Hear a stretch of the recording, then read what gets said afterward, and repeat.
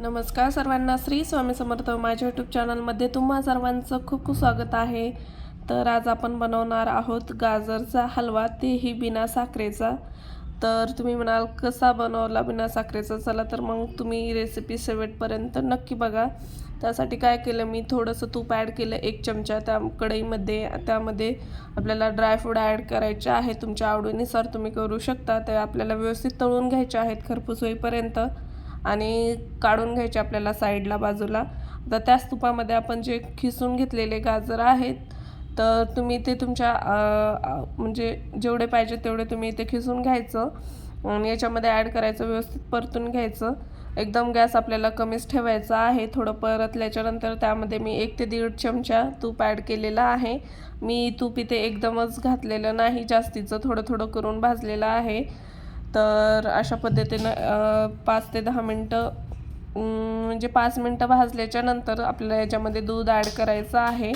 दुधाने काय होईल तर लवकर आपले जे गाजर आहेत ते एकदम नरम पडतील आणि असा गाजरचा हलवा एकदम म्हणजे रट लागणार नाही, कचकच एकदम सॉफ्ट असा एकदम तोंडात टाकलेच की विरघळेल. त्यासाठी मी इथे परत थोडंसं दूध ॲड केलं आणि झाकण ठेवून व्यवस्थित शिजून घ्यायचं आहे.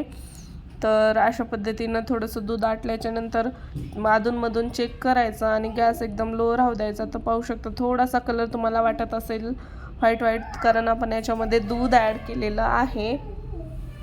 तर आता व्यवस्थित दूध आटल्याच्या नंतर त्यामध्ये मी इथे गूळ ॲड केलेला आहे. तर तुम्ही इथे साखर देखील वापरू शकता, पण गूळ कधीही चांगलाच, त्यामुळे गूळ ॲड केलेला आहे. तुमच्या आवडीनुसार कमी जास्त तुम्ही इथे करू शकता किंवा थोडासा गूळ आणि थोडीशी साखर तेही ॲड करू शकता.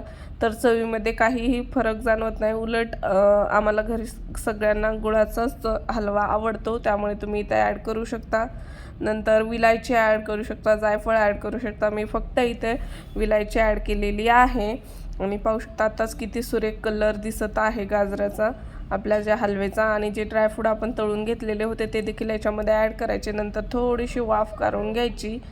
तर अशा पद्धतीनं हे आपला गाजरचा एकदम रसरशीत असा हलवा तयार झालेला आहे. आणि हिवाळा म्हणल्याच्या नंतर गाजराचा हलवा बनायलाच पाहिजे, कारण मार्केटमध्ये एकदम छान असे गाजर आलेले आहेत. तुम्हीही एकदा नक्की ट्राय करा. आणि सगळा हलवा आपला एकदम व्यवस्थित झाल्याच्या नंतर वरून 1 चमचा तूप ॲड करायचं आणि खाण्यासाठी आपला हा गाजरचा हलवा तयार आहे. आणि एकदम हेल्दी असा गाजरचा हलवा आहे. रेसिपी आवडली असेल तर लाईक, शेअर, सबस्क्राईब करायला विसरू नका.